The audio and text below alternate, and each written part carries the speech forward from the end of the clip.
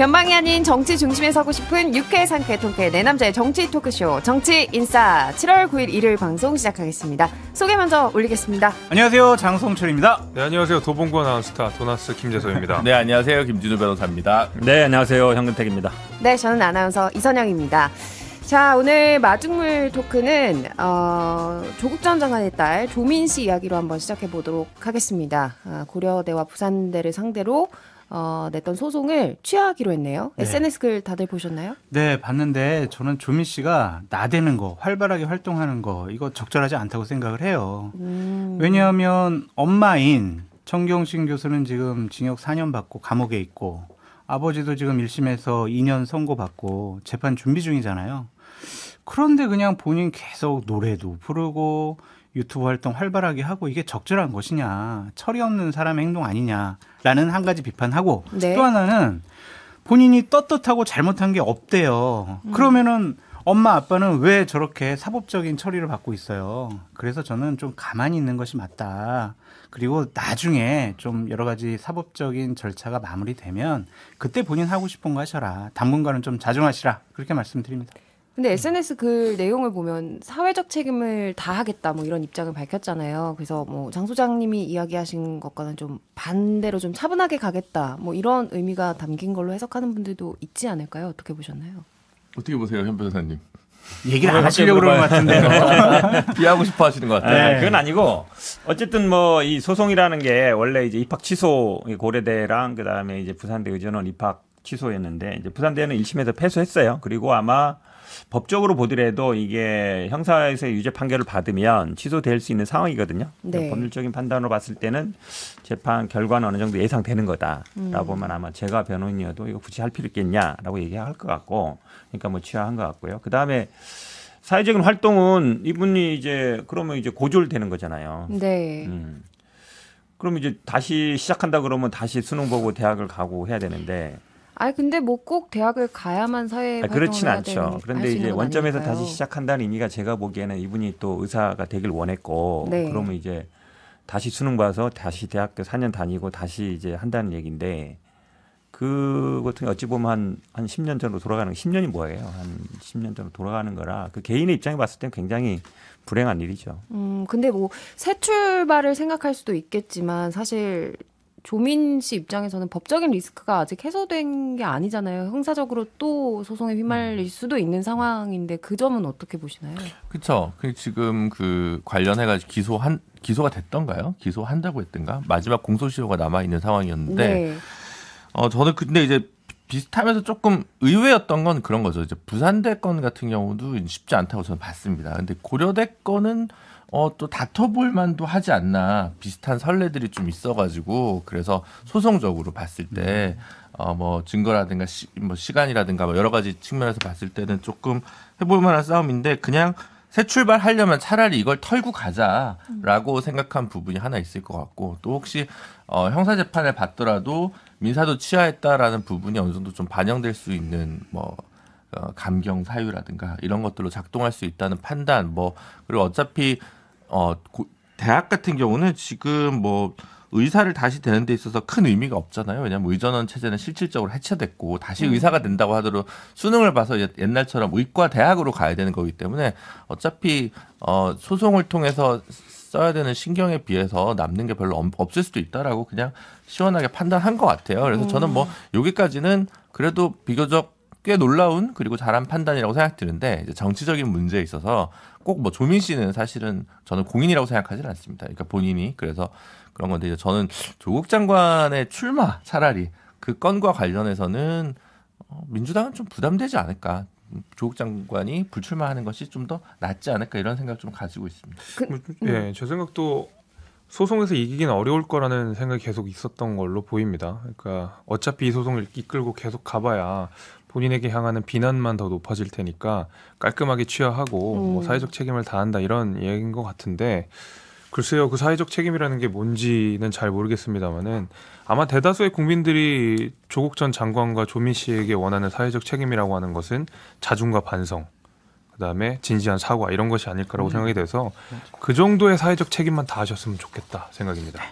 그러니까 뭐 시점에 대해서도 궁금해 하시는 분들이 계실 것 같거든요. 왜 지금 취하를 했냐. 그러니까 취하를 한 데에 대해서는 좀 입장이 지금 모아지는 것 같은데, 그러니까 지금 부모님들의 소송, 두 가지 소송에서 공범으로 네. 명시가 됐잖아요. 그래서 이게 공소시효를 좀 생각해서 내린 판단이 아닌가라고 이제 이야기 또 나오고 있어요. 어떻게 보시나요, 변호사님? 그러니까 8월까지가 공소시효인데 좀 뭐 너무 가혹한 거 아니냐 뭐 이제 이런 얘기도 있고 네. 이제 와가지고 뒤늦게 하는 것은 조금 오히려 검찰 입장에서도 정치 보복 프레임에 좀 휘말릴 수 있는 부분이 있으니까 근데 이제 이 정도까지로 조국 장관 딸인 조민 씨가 이제 입학 관련된 부분도 모두 안 다투면 또 이게 기소하면 사회적으로 하죠. 고마해라 뭐 이런 얘기도 나올 수는 있겠죠. 이게 여론의 압박이나 이런 것들을 조금 검찰에서 고민해 볼 수도 있다고 생각이 들긴 합니다. 근데 그러니까 요즘 검찰이 제가 보기에는 뭐 이럴 거 했다고 뭐 안 하고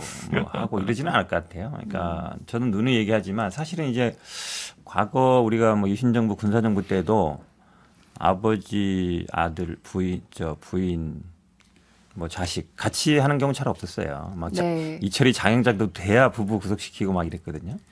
왜냐면 예전에 민주화운동 뭐 이럴 때도 아버지랑 아들 같이 하면 법은 없어요. 법에는 뭐 이런 건 없지만 그래도 그게 어찌 보면 그렇죠. 아버지 처벌하면은 뭐 자식은 봐주고 뭐 이런 식이었거든요. 근데 이제는 제가 보기에는 그런 건 없는 것 같아요. 그래서 또 이게 갑자기 뉴스가 사라졌다가 갑자기 뉴스 나왔잖아요. 네. 뉴스 나오는 걸 분명히 검찰이 흘리기 때문이거든요. 그러면 이제 의도가 있는 거예요. 하겠다. 왜냐하면 그때 뉴스에도 이게 나왔잖아. 아, 공소장에 공범이라고 기재돼 있습니다. 이렇게 나온 거잖아요. 네. 그만은 기소한다는 얘기잖아요. 안 한다는 얘기가 아니죠. 근데 저는 조민 씨가 처신을 잘못했다고 말씀드리고 싶어요. 그러니까 잘못한 게 없어요. 떳떳해요라고 하면서 대외적인 활동을 대단히 활발하게 하고 있단 말이에요. 네, 유튜브 구독자가 뭐 24만 명이나 되니까. 근데 저는 되게 곤란한 게 한번 유튜브 들어갔다가 유튜브 알고리즘에 떠가지고 제일 네. 첫 번째 조민 씨 쇼츠라든지 이런 게 막 올라와가지고 되게 곤란하던데 좀 본인이 저 잘못했습니다. 좀 자중하겠습니다. 그렇게 했으면은 이렇게 부모들이 그렇게 사법적인 처리를 당하기 때문에 자녀까지 하는 게 문제다라고 저도 검찰을 비판하고 싶은데 본인이 잘못하지 않았다는데 검찰로서는 그래? 그럼 우리도 가만히 있어야 되나? 이런 현실적인 판단이 필요했던 것 같아요. 네, 뭐 아무튼 검찰 입장에서는 좀 일관성을 가져가기 위해서는 기소를 뭐 할 수도 있을 것 같고 아니면 또 일가족 모두를 기소하는데 좀 부담이 있을 것도 같고 좀 지켜봐야 되겠습니다. 네. 여기까지 하고 광고 듣고 본격적으로 시작해 보겠습니다.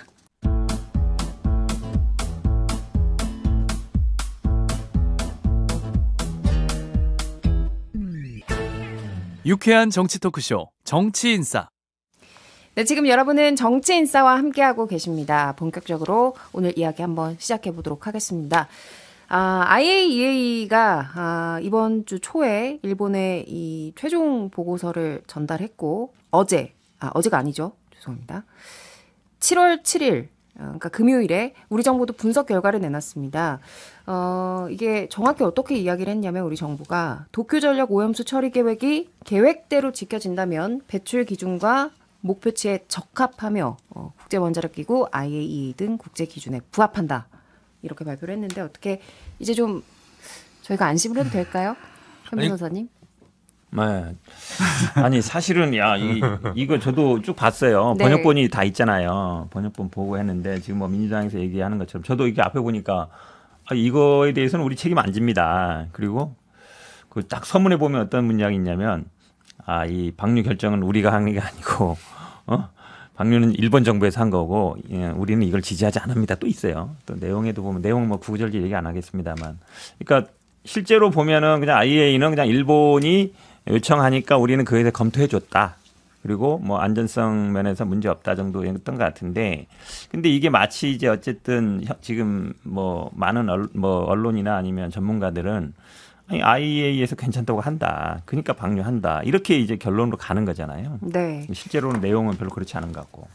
또 뭐 시료 채취에도 보면 뭐 한 1,000개가 넘는 데 중에 한 3군데에서 했다 그러고, 그 중에 또 하나는 뭐 이렇게 희석하지 않고 그냥 위에 것만 떴다는 얘기도 있고 있어서 논란은 저는 새로운 시작인 것 같아요. 일본 그 인근 미야자와 현 의회에서도 반대한다. 만장일치로 결의하고. 좀 일본에도 여론 지형이 보면 예전보다 반대 여론이 조금 더 올라오는 것 같아요. 뭐 40몇 대 40몇 이렇게 정도 되는 것 같은데.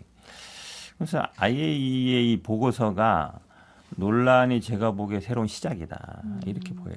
근데 IAEA라는 이 기구가 하는 일을 살펴보면 이제 국제적으로 원자력이 좀 이렇게 활성화되게끔 하는 기구잖아요. 그렇죠. 그러니까 원자력을 잘 쓰고 어쨌든 평화적으로 안전하게 쓰는 그런 기구여서 그렇죠. 원래는 제가 보기에 국내에서도 저는 뭐 항상 이 얘기를 했는데 사실 원자력 전문가들이 나왔을 때 대답은 저는 뻔하다고 보거든요. 네. 원자력이 가능하면 이용했으면 좋겠고 잘 됐으면 좋겠고 원자력을 진행했으면 좋겠는데 이거는 사실은 환경의 문제고 건강의 문제잖아요. 그럼 그렇죠. 예를 들어서 뭐 보건학자라든지 아니면 뭐 의료학자라든지 아니면 환경 생태론자라든지 이런 분들이 얘기하는 게 사실 맞아요. 그러니까 저도 개인적으로는 이게 뭐 한국에 바로 이 뭐 오염수가 바로 흘러 들어온다 생각하지는 않거든요. 근데 예를 들어서 그럼 우리 바다에 관찮으면 이걸 막 버려도 되느냐 이거잖아요. 네. 그러니까 아니 사고 나서 어쩔 수 없이 흘러가는 거는 그렇다 치더라도 이건 인위적으로 방류하는 거잖아요. 그다음에 이제 수산물 같은 경우에도 사실은 수산물 수입으로 저는 이어질 거라고 봐요. 왜냐하면 나중에 뭐 당연히 WTO 가고 이럴 텐데 그렇다 본다 그러면 우리의 생명과 어쨌든 안전 식품과 관련된 거잖아요. 그럼 제가 보기에는 오히려 보건의료학자나 아니면 뭐 생태학자 이런 분들이 나와서 이거는 예를 들어서 문제가 있습니다. 이렇게 얘기한 게 맞는데 지금 보면 다 원자력 관련된 분들이 나와서 문제 없다. 그러니까 문제 없다는 것도 보면은 기준치 이하다라는 얘기잖아요. 우리가 뭐 기준치 이하는 거는 막 먹어도 돼요? 저는 그런 의문을 안 가질 수가 없어요. 장 소장님. 저 못 믿겠어요. 저도 안심하지 못하겠습니다. 왜냐하면 IAEA 보고서가 자신들이 독자적으로 시료를 채취를 해가지고 독자적인 절차에 의해서 검증을 하고 실험 결과가 나온 것이 아니라 일본과 도쿄 전력에서 우리 앞으로 이렇게 할 거예요라는 그냥 자료만 보고 저런 식의 결론을 내린 거 아니겠습니까? 현 변호사님 말씀하셨던 것처럼 우리 책임지지 않아요? 우리 권고하지도 않았어요? 이렇게 좀 법적으로 빠져나가는 그러한 조항까지 넣었단 말이에요. 그걸 가지고 우리가 안심하다, 문제없다라고 생각하고 판단하기에는 좀 무리가 있어 보인다. 그래요. 그냥 환경에 그렇게 큰 영향이 없고 그냥 우리의 건강에 그렇게 크게 해치지는 않을 것 같다. 하지만 문제가 안 되는 것은 아니다. 우리 국민들에게 대통령실이나 여권에서 문제 없으니까 수산물 많이 드시고 뭐 이런 식으로 접근하지 않았으면 좋겠다라고 말씀드립니다. 그런데 그랬으면 좋겠는데 네. 이제 다음 주에 예정된 나토 정상회의 기간 중에 한일 정상회담이 있을 것으로 보이는데 거기에서 이제 우리 국민들 생각은 대통령이 좀 우리 입장을 대변해 줬으면 좋겠다고 생각하잖아요. 네. 근데 한일 간 입장차가 그렇게 크지 않을 거라는 전망이 나오고 있어요. 아니 우리 시찰단 보고서를 발표한 것을 보면 거의 이제 뭐 찬성한다라는 쪽으로까지 우리가 해석할 수가 있거든요. 그래서 저는 이제 나토가 한일 정상회담의 가장 큰 쟁점은 뭐냐면 오염수 방류에 대해서 이제 한국이 반대하지 않으니까 저 후쿠시마 수산물도 좀 수입해 주세요. 이런 식의 얘기가 오고 가지 않을까. 거기에 대해서 대통령께서 어떠한 메시지와 입장을 표할지 그게 좀 저는 관심의 대상이에요. 근데 제가 이제 드리고 싶은 말씀은 이제 국민들의 우려 이런 거 너무 잘 알죠. 저만 해도 이제 불안하고 IAEA 보고서를 어떻게 전적으로 신뢰하냐 이런 주장할 수 있다고 생각합니다. 그렇다 그러면 IAEA 보고서를 못 믿겠다 그러면 뭘 가지고 우리는 뭘 믿어야 되겠습니까? 저 오히려 제가 민주당에 좀 대묻고 싶은 것들이 그런 건데 예를 들면 미국 연방 정부에서도 괜찮다고 해요. 심지어 주정부에서도 각각 뭐 예를 들면 캘리포니아라든지 오리건이라든지 직접적으로 후쿠시마 오염수에 피해를 입는 지역들에 대해서도 자체적인 조사에서도 안전하다고 하고 뭐 뉴질랜드, 캐나다 마찬가지로 계속 안전하다는 얘기를 하고 있습니다. 적어도 여기에 대한 우려 전달까지는 좋은데 이것이 과학적으로 믿지 못하겠다. 보고서를 어떻게 믿냐라는 방식으로 되면 뭐 WHO 권고, IPCC에 나온 모든 내용 협약들 이런 내용들은 그러면 사실 다 믿을 수 없다. 여기도 로비 들어간 거다. 이렇게 하면 국제협약, 국제기구 왜 필요한다는 말씀을 제가 드릴 수밖에 없어요. 근데 네, 그 김준호 학계랑 시민단체 쪽에서 분석한 기자회견 내용 같은 거 보면 그리고 언론에서도 좀 보도가 됐는데 작년에 시료 분석 2차, 3차 부분에 대한 검증이나 이런 부분은 아직 안 끝났고 이번 보고서에 안 답겼다는 거예요. 그럼 이걸 파이널 리포트라고 볼 수 있냐라고 하는 부분이고 그거 빠진 부분에 대해서 왜 우리 보고서에서 정부 보고서에서는 그걸 지적을 안 하냐. 시민단체나 학계에 있는 분들도 다 지적을 하는데 즉 IAEA는 그렇다 치고 한국 정부의 보고서는 답이 정해져 있던 보고서 아니었냐 이런 생각이 들 수밖에 없는 거죠. 최소한 사실은 뭐 이럴 수도 있고 저럴 수도 있고 뭐 현대과학의 뭐 한계는 얘기를 하면 끝이 없으니까 그 얘기는 양보를 한다 치더라도 요즘 이제 일본 야당이나 시민단체에서 얘기하는 소위 고체화 방안, 이건 왜 못하는 거냐라고에 대해서 그 부분도 IAEA 보고서에서는 특별히 언급을 안 하는 거잖아요. 일단 방류라는 방식을 결정한 거는 일본 정부가 한 거다라고 피해가고 있으니까 그런 면에서 봤을 때 그 한국 정부가 최근 외교 문제에 있어서 그 전략적 명확성이 너무 명확해가지고 아무것도 못하는 것 같아요. 그냥 이거 오히려 모호하게 이렇게 가가지고 외교적인 레버리지나 스페이스를 넓혀야 되는데 그냥 우리 답 정해져 있어. 오케이 프리패스 거의 이런 식으로 그냥 통과 의례처럼 그리고 결정된 결론을 향해 치닫는 그런 과정으로 보여가지고요. 이제 정상회의나 한일 정상회담에도 별로 기대가 되지 않고 무슨 얘기를 할까 싶습니다. 그러니까 이런 식으로 김주희 변호사님 말씀대로 예를 들면 후쿠시마 오염수 방류권을 가지고 우리가 한일 정상회담에 있어서 레버리지를 활용하겠다. 그렇게 해서 우리 정부가 조금 더 여기에 대해서는 유보적인 입장들을 표하면 좋겠다. 여기까지는 제가 인정이 돼요. 근데 이제 민주당 주장하는 것처럼 보고서 자체를 못 믿겠다라는 주장은 이건 대응할 방법이 없어요. 내놓는 대로 다 못 믿겠다 하면 뭘 믿어요? 믿을 수가 없는데. 아니 지금 민주당이 못 믿는다 그러지 않고 우리 장 소장님도 못 믿겠다 그랬어요. 어쨌든 민주당이 장 소장님이 민주당 왜 나를 끌어들여요? 왜 그러냐면 장 소장님은 보수 참칭 패널이잖아요. 그러니까 제 말은 그러니까 국민 대다수가 어찌 보면 지금 반대 여론이 굉장히 높고 이걸 네. 자꾸 민주당으로 얘기할 건 아니고 그러니까 대통령실은 이거를 또 요즘 보니까 뭐 처리수라고 이미 뭐 얘기하는 거 보면 이제 방침은 정해진 거예요. 그러니까 제가 보기에 이 오염수 방류 문제에 대해서는 사실은 논란은 어쨌든 뭐 정부 여당이라든지 대통령실이 끝났다고 보고 제가 보더라도 장 소장님 얘기처럼 결국은 이제 수산물 수입 문제로 가는 거거든요. 이게 그렇잖아요. 그러니까 우리 사실은 우리가 뭐 바닷물 먹을 일 없잖아요. 바닷물 그러니까 수산업 종사하는 분들은 뭐 바다에 직접 뭐 닿기도 하지만 대부분의 사람들은 뭐 여름 한철이나 바닷가에 가보는 거지 바다에 직접 닿을 일이 없단 말이죠. 그럼 이제 먹는 문제잖아요, 결국은. 그렇죠. 근데 우리 누누이 얘기하지만 우리 WTO에서 1심에서는 졌지만 2심에서 이긴 게 주변 환경이 좀 문제가 있다, 오염돼 있다. 이제 그걸로 이제 이긴 거거든요. 근데 우리는 그동안 어떻게 해왔냐면 구제액이라든지 아프리카 돼지열병 문제가 되면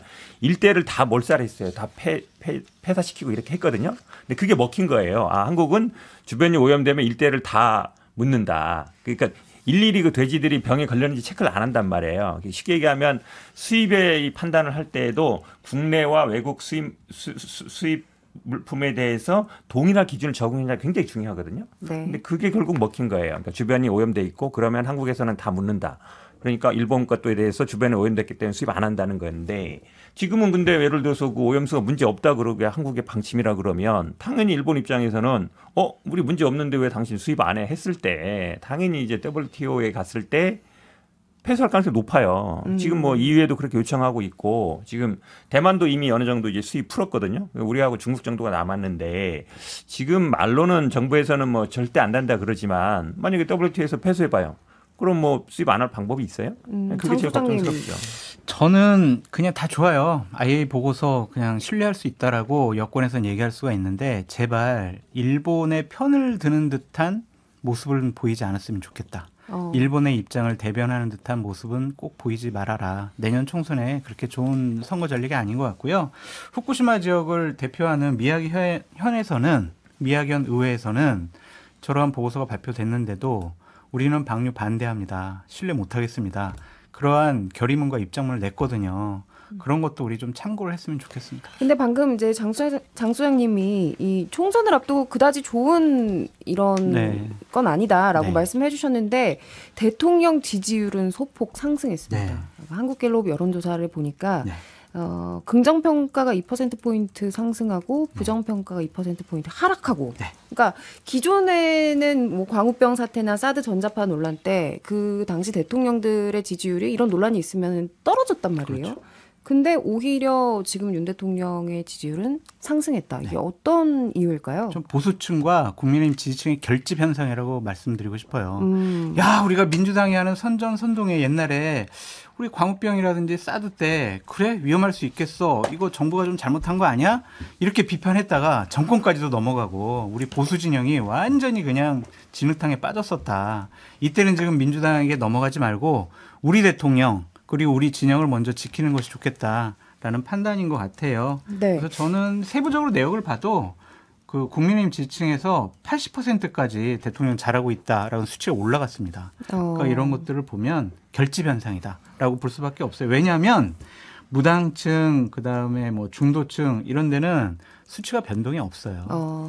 방금 그 여론조사는 한국갤럽에서 7월 4일부터 7월 6일 동안 3일 동안 아유, 1,000명을 상대로 네, 한 감사합니다. 여론조사고요. 자세한 네. 내용은 중앙선거 여론조사 심의위원회에서 확인하실 수 있습니다. 저 그러면은 김준호 변호사 말씀하셨으니까 반면 민주당은 이제 이런 논란을 두고 장외투쟁까지 하고 있는데 좀 별 반응이 없는 것 같거든요. 왜 근데 그런 거예요? 최근에 대선 이후에 저는 이제 그렇게 보는데 그러니까 그 윤석열 정부나 아니면 이제 여당이 잘 못한다고 해서 그게 야당에서 반사이익으로 이른바 받아먹기를 하지는 못하는 것 같아요. 그냥 야당은 그냥 야당대로 절대평가를 늘 받고 여당은 여당대로 절대평가를 받는 것 같아요. 다만 둘 다 이제 양당 뭐 제3당도 마찬가지입니다만 지지부진한데 마지막에 저쪽이 싫어서 투표장에 나오는 그래서 투표율이 정치 혐오에 비해서 뚝 떨어지는 게 아니라 그래도 투표를 참여하지 않으면 더 싫은 모습을 보게 될 것 같아라는 인식을 유권자층에서 하고 있는 것 같아요. 그래서 최근에 있는 지지율은 전반적인 그 기존 지지층의 어떤 지지 강도, 농도의 반영 정도라고 저는 좀 보고요. 오히려 그런 상황에서 20, 30대 무당층 비율이 갈수록 넓어지거나 줄지 않고 있는 부분이기 때문에 그 점은 이제 별도의 어떤 전략, 뭐 인재 영입이라든지 뭐 전략 공천이라든지 이제 총선 다할수록 각 당에서 어떤 패를 놓느냐에 따라서 총선 결과가 좀 달라지지 않을까라고 보고 있습니다. 자, 오염수 관련해서는 여기까지 이야기하는 걸로 하고요. 광고 듣고 계속해서 이야기 해보도록 하겠습니다. 지금 여러분께서는 6회, 상쾌, 통쾌한 정치 토크쇼 정치 인사를 듣고 계십니다.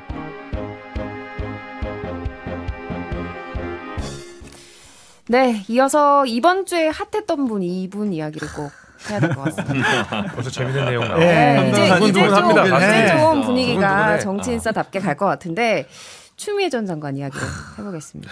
그러니까 자신의 장관직 사퇴에는 문재인 전 대통령과 이낙연 전 대표의 압박이 있었다. 거기에 이제 이낙연 전 대표와 이재명 대표의 회동까지 걸고 넘어졌는데 일단은 이 뭐 자신 사퇴에 압박이 좀 있었다라는 얘기부터 한번 해볼까요, 현 변호사님? 주 대표님을 한번 여기 초청하는 게 어떨까요? 그러면 좋은데 블루칩에 저희가 끌어보는 게 낫죠. 네, 요새 너무 핫하셔서 제가 한번 일단은 네. 물어보는 보겠습니다. 주 대표님하고는 뭐 가깝다면 가까운 사이니까 저는 사실 근데 사석에서는 이 얘기 많이 들었어요. 그래요? 네. 이건 사실이잖아요. 아니, 그러니까 왜냐면 근데 왜 지금까지 예전에 얘기를 안 하셨어요? 이렇게 아니 사실은 여러 번 볼 기회는 없어도 몇 번 볼 기회는 있었는데 그때마다 이 얘기 하시더라고요. 그러니까 본인 입장에서는 굉장히 이제 억울한 면이 있는 거예요. 왜냐면 뭐 정치인이라는 게 본인의 어쨌든 결정적인 순간을 기억하고 본인이 그것 때문에 좀 비난도 많이 받는다. 정치적으로도 좀 이렇게 많이 손해가 있다라고 생각하는 것 같아서 뭐 들었던 얘기고 그 얘기를 그러니까 사실은 굉장히 어찌 보면 그러니까 사실은 곤란해요.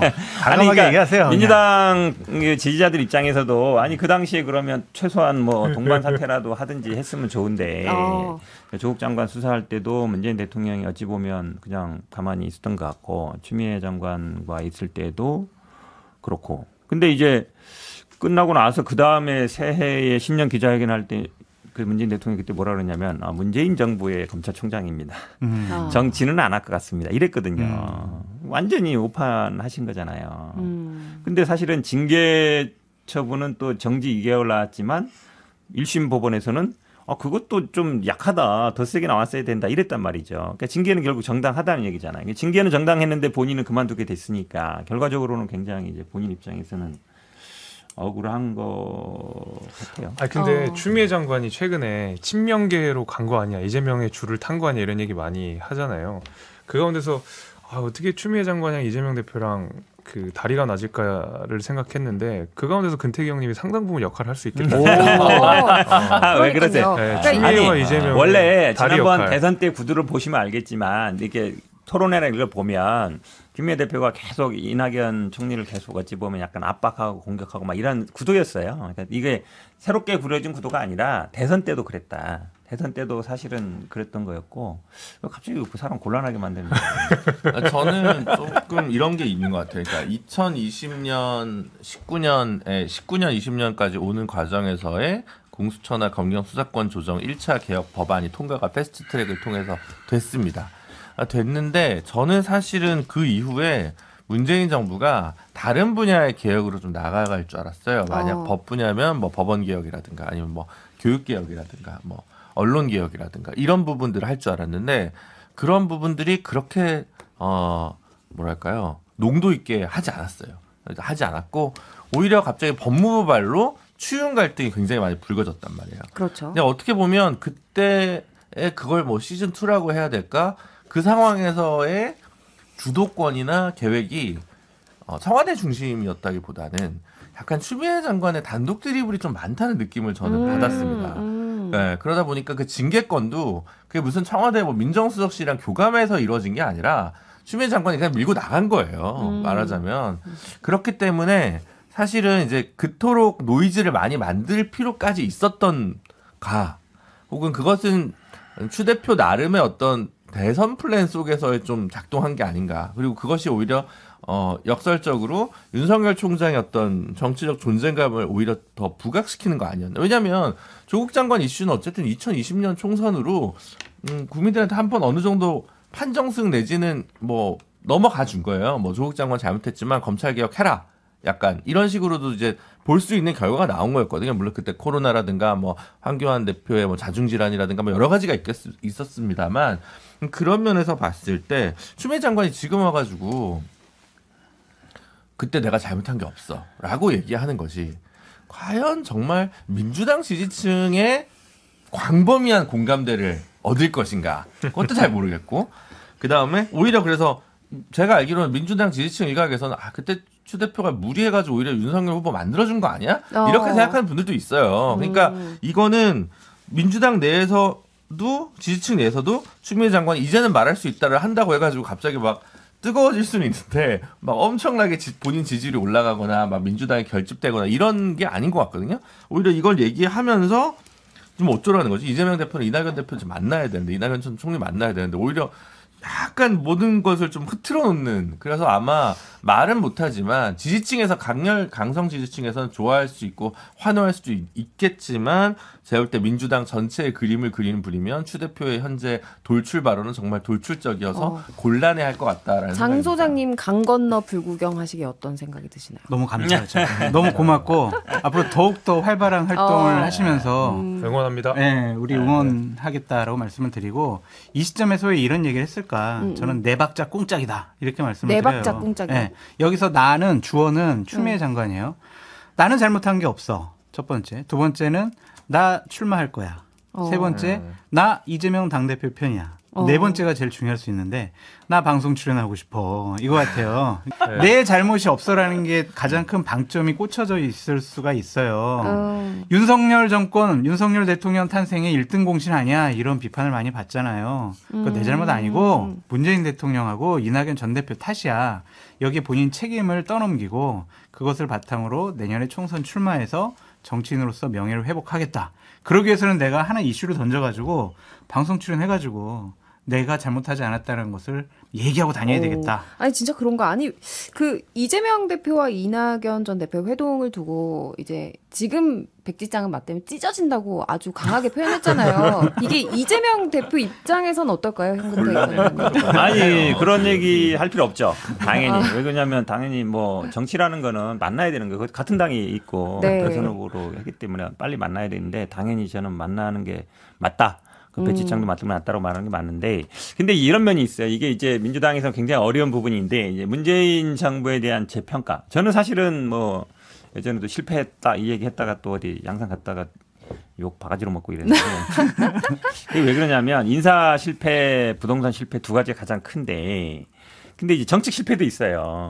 사실은 기억하시겠지만 코로나 때 전국민 재난지원금을 민주당이 강력히 주장했거든요. 그렇죠. 홍남기 부총리가 끝까지 막았어요. 막 민주당에 잘라라까지 막 했는데 근데 국민들이 생각하기에도 아니 무슨 부총리가 무슨 그런 힘이 있어요. 맞잖아요. 그럼 우리 당 민주당의 기본 원칙은 보편적 복지, 전국민 재난기금이 기본 원칙이었는데 그거를 끝까지 못했거든요. 그래서 결국 80%로 잘라서 했는데 그때도 저는 이거는 문재인 대통령의 잘못된 판단이다, 잘못된 선택이다라고 생각을 했고 그때도 비판했었는데 그런 부분이 있어요. 그래서 뭐 어쨌든 전직 대통령이지만 비판받을 건 분명히 비판받아야 된다. 왜냐면 뭐 지금 윤석열 대통령도 마찬가지지만 예를 들어서 지금 정부 여당에서도 무조건 잘한다 이렇게 할 수는 없는 거잖아요. 저는 사실은 계속 그랬어요. 그러니까 문재인 대통령의 판단에 문제가 있다. 검찰총장이 인사의 문제, 그다음에 뭐 재난지원금 문제라든지 이런 판단에 문제가 있는 거라서 뭐 그런 거를 뭐 신성시할 필요는 없다. 당연히 잘못한 건 잘못했다고 해야 되는 거 아니에요? 근데 그 판단의 문제에는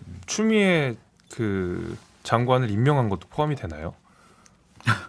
곤란한 질문을 하고 있어요. 왜냐하면 사실은 그때도 추미애 장관은 이제 오선 의원이고 당대표 했거든요. 그러니까 장관으로 갈 때 주변 분들도 좀 안 맞다. 총리는 모르지만 이런 얘기는 있었거든요. 근데 아마 이제 검찰 개혁이라는 그 당시에 뭐 화두도 있었고 조국 장관 이후에 누가 하겠냐 그러면 사실은 주변에서도 그때 듣기에 이거는 독이 든 성배다. 왜냐하면 누가 가도 그거 욕먹게 생겼다라고 생각을 많이 했었거든요. 그래서 제가 아무튼 뭐 좀 얘기를 다시 좀 돌아와서 추 전 장관이 어쨌든 이 시점에 이런 이제 강력한 이야기를 하면서 등장을 한 건 그냥 억울해서 뭐 갑자기 주목을 받고 싶어서 이것보다는 그건 당연히 정치하겠다는 거죠. 그렇죠. 네, 정치하겠다는 거죠. 거잖아요. 네. 그러면 총선에 출마한다고 하면 네. 어디에서 나올까요? 저도 그래서 직접 못 물어봤고 네. 주변 뭐 가까운 사람한테 물어봤더니 말은 안 해주더라고요. 아니 근데 여기 어디가 두 개가 있는데 네. 일단 지금 이 정도로 발언하면 민주당에서 저는 공천을 안 줄 것 같아요. 그러니까 음. 어디라는 게 무소속이냐 민주당이냐 혹은 뭐 다른 또 무슨 신당이냐 요것부터 일단 짚고 그 다음에 지역구가 어디냐 이 얘기로 나가야 되는 거 아닐까 싶거든요. 저는. 지역구 출마 못해요. 그래서 저는 전법당 만들 것 같아요. 전법당. 전직 법무부 장관당. 그러면 조국 전 장관이랑 조국 전 장관하고 같이 전법당 그거는 만들어서 새로운데요? 비례대표 정당 만들어가지고 민주당을 강력하게 지지하거나 아니면 문재인 대통령 강력하게 지지하는 분들 그런 분들에게 좀 지지를 받아가지고 아니 문재인 대통령을 강력히 지지를 안 하잖아요. 추미애 장관이. 아니 조국 제가- 전 장관을 같이 하니까 그렇게 좀 희석시켜가지고 그래서 5% 이상 받으면 비례대표석 한두 석 얻을 수 있잖아요. 그러니까 1번 조국, 2번 추미애 뭐 이런 식으로 해서 여성 1번인데 추미애 얘기 들어보면 이분도 이제 김대중 대통령 때 인재영 입으로 들어왔잖아요. 네. 그 당시에도 처음에 비례대표 나가라는 얘기가 있었다 하더라고요. 근데 이제 지역구 갔거든요. 그러니까 여성이 처음에 인재영이 와서 지역구 가는 경우도 물론 있긴 있어요. 근데 당시에는 흔치 않아서 제가 보기에 뭐 비례대표로 이렇게 쉽게 선택하실 건 아닌 것 같고 지역이 문제인데 뭐 제 고향에서 이러는 건 아니지만 사실은 추 대표가 초선인가 할 때 이 4.3 문제를 굉장히 처음에 그 수영자 명부를 찾아서 수영자가 뭐냐면 제주도에 그 당시 4.3이 일어났지만 이거를 수영 못하니까 육지로 올려서 이 수영 있다가 이분들이 6.25 나오면서 어찌 보면 다 사형당하고 이랬거든요. 근데 그 명부가 없었어요. 누가 죽었는지. 근데 그거를 이제 국가기록원에서 찾아서 어쨌든 4.3 특별법에 좀 기여를 했는데 제주도에서도 인기가 되게 많아요. 그럼 제주도까지 지금 단독이에요? 가는 아니 뭐 하다가 그렇게 얘기하는 건 아니고 인기가 많다. 오피셜로 아니 지금. 아니. 아까 인기 많다. 가깝다고 하셨잖아요. 뭐가요? 추미애 전 장관하고 가깝다고. 아니, 가까워요, 지금도. 추미애 장관 가장 좋아하는 분들은 오히려 영남 분들이 아닐까 하는 생각. 대구 분이시니까. 예. 아무튼 다른 뭐 의미로. 앞으로의 행보는 저희가 좀 지켜보면서 계속해서 이야기를 해보도록 하겠습니다. 그리고 또 하나 이야기를 해야 될 게 지금 민주당 혁신위 이야기 좀 해야 될 것 같아요. 뭐 김은경 위원장이 많이 화가 나신 것 같아요. 굉장히 강력한 표현을 써가면서 비판을 했거든요. 기득권에 안주하며 당 위기에 절박하지 않다. 심지어 오합지졸 콩가루 집안이다 이렇게까지 이야기했는데 한 번 더 강 건너 불구경하시는 김재섭 위원장 의견 한번 뭔가 들어볼게요. 말이 세진다는 거는 아무것도 안 되고 있다는 소리죠. 예. 지금 혁신위가 세워진 이후에 민주당에서 그 혁신위를 세운 취지와 걸맞는 행동들이 있었냐? 뭐 전혀 없었죠. 최근에 뭐 김홍걸 의원 뭐 복당시키는 문제, 부동산 투기 문제 있었음에도 불구하고 그 다음에 혁신위가 내놨던 첫 번째 체포동의안 부결 관련돼서는 이재명 대표가 사실은 하나만한 얘기를 하면서 혁신위의 안을 안 받은 걸로 평가가 되고 있거든요. 혁신위는 굉장히 떠들썩하게 뛰었어요. 이거 뭐 맞냐, 뭐 비명계, 친명계 인사부터 시작해서 민주당을 반으로 쪼개는 거 아니냐, 이재명 대표 거치 어떻게 할 거냐 얘기는 엄청 많았는데 제가 우리 정치인사에서도 얘기했지만은 어차피 이거 혁신이 안 되는 내용이다. 지금 당장 돈봉투 의혹, 뭐 김남국 의혹 이거 넘기기가 하나의 그냥 굉장히 임시방편의 조치인데 앞으로 그냥 유야무야 넘어갈 거다라는 말씀을 제가 분명히 한 몇 달 전에 드린 바가 있습니다. 결과 똑같잖아요. 아무런 그 진척되는 거 없고 혁신이 우리 꽂아놓은 보리자루도 아니고 우리 말 안 될 거면 왜 여기 데리고 왔어? 화가 나죠. 그러니까 말이 세지는 거죠. 당 내 평가는 어떤가요? 좀 다른가요? 아유, 오늘 저한테 이렇게 곤란한지. 아니, 제일 인기 있으신 우리 미남 패널이시니까 사실은 그 지분을 제가 확보를 해야 되거든요. 혁신위는 저도 불만이 많아요. 아직 혁신위원장이나 혁신위원을 한 번도 본 적은 없는데, 근데 사실은 말씀하신 것처럼 혁신위가 처음으로 던진 안을 만약에 당에서 안 받았다 그러면 그거에 대해서 얘기를 하고 그 다음에 두 번째, 세 번째 안이 계속 나와야 되거든요. 근데 지금 안 나오고 있어요. 근데 이제 사실 혁신이라는 거는 당내 지금 어떤 현상을 평가하는 거 그렇게 중요하지 않아요. 뭔가 이제 대안을 내놓는 게 중요하거든요. 뭐 지금 어떻다 이거보다 이렇게 가야 된다. 방향을 제시해야 되는데 예를 들어서 뭐 지금 체포동의안 문제라든지 아니면 뭐 대의원제 문제라든지 3선 초과 문제라든지 아니면 현역 기득권 문제라든지 여러 가지 논란들이 당에 많거든요. 저도 뭐 혁신행동 이렇게 하면서 기자회견도 하고 있는데 그런 거를 물론 이제 받겠다고는 했어요. 받겠다고는 했는데 논란을 피해서는 절대 안 되거든요. 그리고 어차피 이 기득권이 있는 거기 때문에 정치 기득권이기 때문에 이거를 치고 나가면서 어쨌든 국민들이 보기에 민주당이 달라진 모습 말씀처럼 뭐 돈봉투 문제든 뭐 코인 문제든 치고 나가야 되는데 지금 뭐 아무것도 안 하고 있잖아요. 그렇죠. 예, 아무것도 안 하고 있고 뭐 나온 것도 없고 사실은 회의는 열심히 하는지 모르겠지만 뭐 언론에서 다루지 않고 내용이 안 나오면 없는 거라서 제가 보더라도 좀 걱정이 돼요. 이때 약간 뭘 할 수 있나 이런 생각 들어요. 걱정하지 마시고요. 기대를 그냥 접으세요. 이거 혁신이 아무것도 못합니다. 왜냐? 첫 번째 혁신안 기자회견까지 하면서 자 여러분 불체포 특권 당론으로 정해주세요. 그랬단 말이에요. 당에서 논의를 안 해요. 에이 그냥 개별적으로 알아서 이런 식으로 유야무야 넘어갔거든요. 그러면 김은경 위원장이 그 다음번 스탠스를 어떻게 취했어야 되냐? 1호 우리 혁신안 안 받아들이면 저희들 다 사퇴하겠습니다. 배수진을 쳤어야 해요. 그걸 못 쳤어요. 그냥 첫 번째 당에서 반발하니까 그냥 넘어갔어요. 그러면은 2호, 3호 혁신안에 대해서 당에서 반발하면요. 자기 검열할 수밖에 없어요. 야 우리가 이런 혁신안 내놓으면 당에서 또 반발하지 않을까? 이거 될까? 이래가지고 혁신안 제대로 못한다라고 말씀드려서 저는 그냥 기대하지 마시라. 그냥 김준호 유야무야. 변호사. 끝나요. 저는 이제 보십니까? 그거는 이제 혁신위가 잘 될 거냐 안 될 거냐에서 부정적인 의견이 많으신 건 이해가 가는데 그 책임이 혁신위에게 있냐라는 거에 대해서는 의문인 거죠. 혁신위 안을 받아줬어야죠. 민주당 현역들이 잘못한 거죠. 2호로 지금 검토한 건지 좀 명확하게 발표한 건지는 애매한데 꼼수 탈당한 사람들 복당 5년 동안 안 시키겠다는 아니잖아요. 그거는 결과적으로 얘기하면 송영길, 김남국, 윤관석, 이성만 공천 안 준다는 거예요. 그 얘기를 우회적으로 한 거거든요.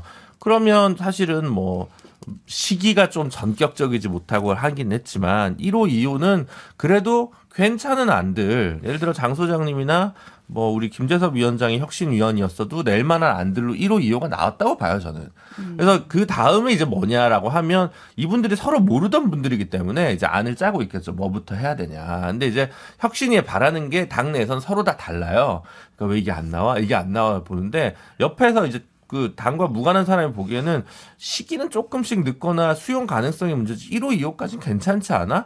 저는 이제 혁신위가 갖고 있는 것의 진정성 이거 자체를 아직은 의심할 단계는 아닌 것 같다라는 생각이 하나가 있고 두 번째 그다음에 황희 의원이 들어갔어요 추가로 그거는 이제 뭐 이게 친명계다 아니다 이 논란은 이제 어느 정도 접힌 것 같아요. 어느 정도 보면 당내에서 수용 확산 가능성을 염려했을 때 그전에는 이제 이해식 의원만 현역 중에 들어갔는데 황희 의원이 들어가기로 했기 때문에 그 부분도 앞으로는 조금 더 당내에서의 수용성이 좀 더 높아지지 않을까 이런 생각이 듭니다. 그래서 오히려 문제는 1호, 2호 안에 대해서 전격적으로 수용할 거냐 말 거냐 민주당 현역들한테 달려있는 거다. 장 소장님. 현역들한테 달려있는 게 아니라 혁신위에 달려있다니까요. 혁신에게 그만한 권한을 줬으면은요. 그거를 꼭 이뤄내야 돼요. 그것이 그냥 유야무야 그냥 없던 거 아유 저기 반발 심하니까 안 할래 이렇게 뒷걸음질 친다라는 것은 혁신위원장으로서 혁신위원으로서 자신들의 역할을 제대로 깨닫지 못하고 있다 말씀드리고 이재명 당대표가 혁신이 처음 출발할 때 이런 얘기했잖아요. 전폭적으로 수용하겠습니다 이랬거든요. 네. 그런 모습 안 보이잖아요. 그러니까 혁신이가 할 수 있는 일이 없어요. 아니 그러니까 그게 혁신위원장 탓이 아니고 차라리 이재명 대표 탓이죠. 차라리. 아니지. 그 이재명 대표가 그렇게 당신 전폭적으로 수용하기로 했는데 왜 수용 안 합니까? 나 혁신위원장 안 합니다. 이거 수용하세요. 라고 강하게 모습을 드러냈어야 되는데 둘 다 책임이 있어요. 이재명 대표도 책임이 있고 김연경 혁신위원도 책임이 있는데 이재명 대표는 어차피 안 될 걸 알면서 시간 끌기를 하려고 저는 혁신을 띄웠다고 그것도 생각하거든요. 맞네요. 아니 생각해보세요. 혁신위원회에서 내놓은 안이 그 국민들 중에 모르는 분 있으세요? 어차피 답은 다 알아요. 전 국민이 민주당이 이렇게 가야 된다라는 답을 모르는 국민은 없어요. 근데 그 답을 굳이 그 답을 확인시켜주기 위해 혁신위를 띄운 건데 그럼 이재명 대표 머릿속에 혁신위를 띄우는 건 시간 끌어달라는 거거든요. 그러네. 근데 시간을 끌어주는 역할을 해야 되는데 자꾸 뭔가를 바꾸려고 하면 김은겸 혁신위도 문제가 있는 거고 애초에 그런 목적으로 만든 이재명 대표도 문제가 있는 거죠. 한 말씀만 제가 정리할게요. 한 말씀만 더 드릴게요. 네, 저런 자리를 맡은 사람은요. 자리를 걸고 저 직을 수행을 해야 돼요. 근데 지금 김은경 위원장은 자리에 연연하는 것 같아요. 그래서 내년 총선에 본인이 다른 정치적인 꿈이 있는 거 아니야? 의심까지 받을 수밖에 없다. 자리를 걸고 혁신위원장 역할을 수행해라. 그렇게 말씀드립니다. 저는 장소영에게 100% 동의. 그래요? 네, 자리 걸어야 돼요. 맞아요. 근데 사실은 이 체포동의안 이 정도 아니고 저는 사실은 만약에 뭐 만날 기회가 있으면 사실 민주당의 제일 큰 문제는 386이에요. 제가 보기에는. 386 빨리 정리해야 돼요. 다선 의원 정리해야 되고. 저는 사실 당내에서 엄청 비난 많이 받거든요. 너 방송 나가서 절대 그런 얘기 하지 마라 이런 얘기 듣는데. 제가 대신 해드릴게요. 삼선 초과 금지를 만약에 하고 직을 걸면 제가 보기에 민주당의 변화 옵니다. 그리고 당내나 국민들의 그 지지를 회복할 수 있어요. 저는 그래서 직을 걸 거면 삼선 초과 금지 던지고 이거 못 받으면 사퇴한다라고 했으면 좋겠어요. 네, 뭐 민주당 혁신위 얘기는 여기까지 하고 뭐 잠깐 이 얘기도 하면 좋을 것 같아요. 서울 강서구청장 보궐선거가 주목을 받고 있거든요. 이게 작지만 재밌는 선거다. 그러니까 총선을 앞두고 민심을 엿볼 수 있는 어떤 이제 전초전이다 이런 평가가 나오는데 어떻게 보고 계신가요? 상당히 재밌을 것 같아요. 왜냐하면은 출마를 누구 시킬 거냐, 정당에서 공천할 거냐 말 거냐 이것부터 논란이 지금 심해질 것 같아요. 눈치 게임이 엄청 나더라고요. 어마어마해요. 그래서 지금 국민의힘이나 민주당에서는 정치인 말고 어떠한 실무자급들, 서울시에서 근무했던 사람 아니면 뭐 공무원을 해봤던 사람 중에서 지금 살펴보고 있는 것 같은데 민주당은 이렇게 국민의힘 공격할 거예요. 당신네 구청장이 지금 그만둬가지고 잘려가지고 지금 선거 이렇게 다시 하기로 됐잖아. 그러니까 당신네들은 공천하지 마 이렇게 할 거고 국민의힘에서는 아니 이게 구청장 시절에 부정부패 때문에 이게 구청장직을 그만둔 게 아니잖아. 그냥 이거 공공 뭐 기밀 누설 이런 것 때문에 됐기 때문에 이거는 출마시켜도 돼. 그런 논란부터 재미있을 것 같고요. 또 하나는 계속 여론조사만 보고 있잖아요. 지금 그냥 누가 윤석열 대통령 지지율 올랐네, 국민의힘 지지율 어떠네 이건데 수도권에서 현실적으로 국민들은 어떻게 생각을 하고 있는지 이것이 표심으로 나타날 거예요. 분명히 민주당은 정권 심판론 가지고 윤석열 정권 심판합시다 이럴 거란 말이에요. 그것을 국민의힘이 어떻게 잘 뚫고 나갈까. 선거 결과가 너무 재밌을 것 같습니다. 사실 이 강서구의 경우가 이 민주당 강세 지역이에요. 지금 현역 의원들만 봐도 진성준, 강선우, 한정희 모두 이제 민주당 의원들이거든요. 근데 이번에 그래서 이제 민주당은 지금 어떻게 판세를 읽고 계시나요? 유리한 국면이죠. 말씀하신 것처럼 뭐 구청장 되기 전이라 하지만 그래도 어쨌든 원인 제공한 거 맞고 우리 반대 상황이잖아요. 예전에 우리가 민주당 재보궐선거 원인 제공했을 때 우리 장 소장님 왜 후보 내요? 후보 내지 말아야지. 당원 당규에 안 내게 돼 있잖아요. 막 이랬잖아요. 아니, 오늘 두 분의 연기 대결을 완전히 보낼 지금 재미가 반대예요. 있네요. 지금 국민의힘 당원 점점 당규에도 연기. 안 낼 수 있게 돼 있어요. 원인 제공했을 경우에는. 그리고 지난번에 당선된 거는 이제 대선 바로 직후잖아요. 그리고 아시겠지만 민주당에서는 이제 두 분 의원이 자기들 이제 후보를 많이 지지했는데 한쪽이 되고 한쪽이 안 되면서 좀 이제 어찌 보면 당내 분열도 좀 있었고 그래서 저도 그 지역에 있는 의원님하고 통화할 일이 있어서 이번에 어떻게 합니까? 했더니 이제 뭐 잘해야죠 이렇게 얘기하던데 어쨌든 구도는 맞아요. 그리고 국민의힘에서는 후보를 냈다가 안 되는 것보다는 안 내는 게 낫죠.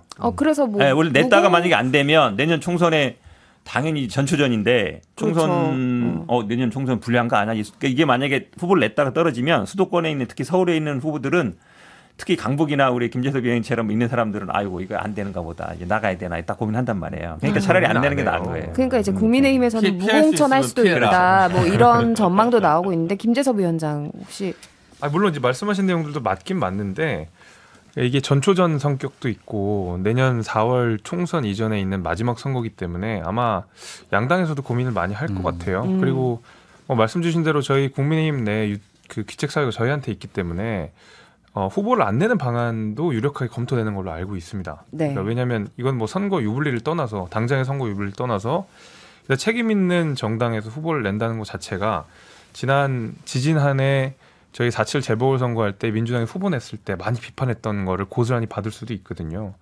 네, 그런 의미에서 아마 안 내는 방안도 유력하게 검토되는데 한편으로 드는 생각은 앞으로 총선이 한 9개월 이렇게 남았다. 이제 9개월이라고 하면은 대충 뭐 정치의 시간을 한 9년 이렇게 보잖아요. 그러니까 한 달, 1년 정도로 보니까 너무 많은 앞으로 변수들이 남아있고 정치 현안들이 변동될 가능성이 있기 때문에 중요한 선거지만 또 너무 많은 그러니까 총선과 연결해 너무 많은 의미를 부여할 필요도 없지 않을까라는 게 제 생각입니다. 근데 이거 선거 결과 야 역시 정치인 맞네. 그러니까 이거 선거 결과 후폭풍이 양당 당대표 체제에 상당히 영향을 끼칠 수가 있어요. 그렇죠. 지금 민주당이 유리한 구도다라고 보여지고 있는데 만약 이 선거에서 민주당 후보가 지잖아요. 그럼 이재명 당대표는 당신 때문에 졌다. 경쟁력 없다. 내년 총선 위험하다. 당신 그만둬라. 이런 식으로 공격이 확산될 수가 있고 만약 국민의힘이 지면은 자 김기현 당대표 체제로 우리 총선 어떻게 치르냐 못 치른다. 이런 분위기가 나올 수밖에 없어요. 왜냐하면 김기현 대표 같은 경우 지난번에 울산에서 네. 지방의회 의원 선거 그리고 이제 교육감 선거 둘 다 졌기 때문에 상반기에 그런 면에서 봤을 때는 지금 이번까지 지고 나면 뭐 선거에 있어서는 무능한 당대표 이 프레임이 되게 고착화되겠죠. 그러니까 큰 부담입니다. 그래서 차라리 당원 당규대로 하면서 예를 들어 우리는 무공천했고 민주당은 늘 내로남불이다 뭐 이런 식으로 비판하는 게 차라리 편한 길이겠죠. 그러네요. 그러니까 어차피 안 될 선거 안 내놓는다는 건데 제가 보기에는 국민의힘 제가 만약에 지도 보면 여기 최강자 있어요. 강서구에. 김성태. 그렇죠. 네. 네. 이분이 사실은 민주당이 강서구에 잡기 전에 그렇죠. 네. 의원도 했고 여기에 최강자이기 때문에 만약 국민의힘이 진짜 생각이 있으면 김성태 의원을 공천하면 돼요. 근데 피선거권 회복했어요? 김성태 의장? 아 그래요? 네. 그런 문제가 있구나. 네. 그건 몰랐네. 사면해줬나? 이제 오는 확인해봐요. 10월에 사면해주고 내보내면 되지. 오는 10월에 이제 이 강서구청장 보궐선거가 치러지기 때문에 계속해서 한번 소식 전해드리는 걸로 하고 여기까지 일단 이야기하겠습니다.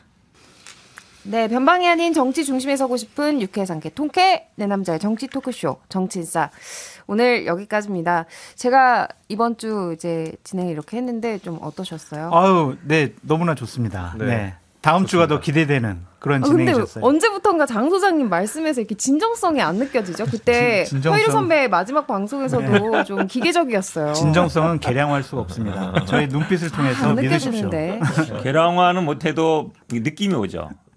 그러면은 제 말에 현 변호사님 동의하지 않으세요? 동의. 아니 근데 김 변호사님은요 동의 안 하세요? 근데 되게 아니요. 질문이 날카로우세요. 우리 허이루 아나운서는 그냥 어떠세요 이 정도인데 질문하는 게 날카로워서 공부를 많이 해가지고. 네, 공부 많이 해야 아, 지금 좀 힘이 들어가 있기는 해요. 그래서 뭐 저 스스로 좀 아쉬운 점은 있지만 또 앞으로 계속해서 여러분들 만나면서 더 성장해 나가는 진행자가 되겠습니다. 파이팅. 화이팅! 파이팅! 네. 지금까지 장성철 공론센터 소장, 김재석 국민의힘 당협위원장, 현근택, 김준우 변호사, 그리고 저는 아나운서 이선영이었습니다. 다음 주 토요일 오전 11시 5분에 다시 돌아올게요. 오늘도 감사합니다. 감사합니다. 고맙습니다.